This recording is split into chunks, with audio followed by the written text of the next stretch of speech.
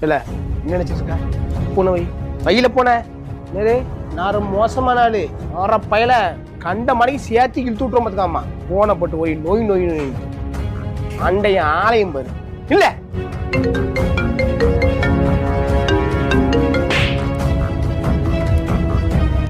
சும்மா இருக்க முடியும் நீ இல்ல